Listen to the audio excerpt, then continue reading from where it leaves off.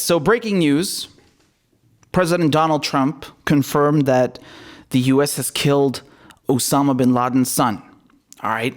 Now, this is not a new story. I am pretty sure I read about this back in July, August. This didn't happen just recently. It's only that Trump himself confirmed the story recently. Okay. So we'd heard this reported before in the news, but it wasn't confirmed 100%. So I don't know if you guys are following European news outlets, but the majority of headlines, a lot of headlines this past week were saying basically that the war in Afghanistan is a colossal, giant mess and a failure, which it is. We all know that. And what have the last 18 years accomplished? Nothing. Absolutely nothing. If you look at the situation, the current situation in Afghanistan, the Taliban controls more territory than they did before 2001. Opium production has skyrocketed. They are making bank from the drug trade.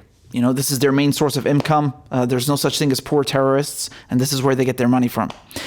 So the war is a giant failure, and this doesn't look too good for Mr. Trump, okay?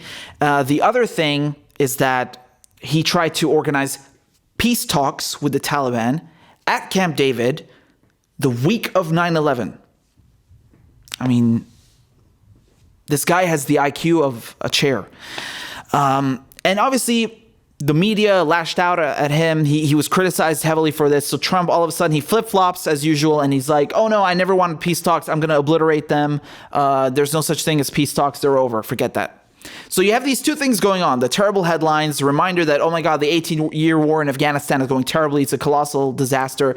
And then at the same time, the failed peace talks. So what does Trump do?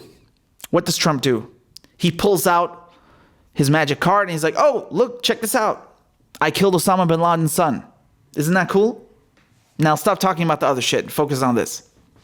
So he's trying to distract us, okay? It's a distraction. Again, like I said, this isn't even news. This happened back in July, August. It was reported back then. Trump only recently decided out of the blue suddenly to confirm this old story just so he could, you know, change the focus and shut people up about the real issue here, which is that the entire war is a failure. The Taliban is stronger than they've ever been. They've kicked our ass. So yeah, I just thought that was an interesting timing for Trump to confirm this. And it reminds me of the Obama administration when they killed Osama bin Laden. I don't think that they killed him when they say they killed him. I think that they had done this quite a while before and just kept it very, very, very hush. And then, you know, pulled that out at a suitable time to gain some political points. And, you know, that's it, basically. Just make the administration look good. Trump's entire presidency is theatrics, okay? That's all it is. It's political theater, okay? To distract you from the real issues, okay?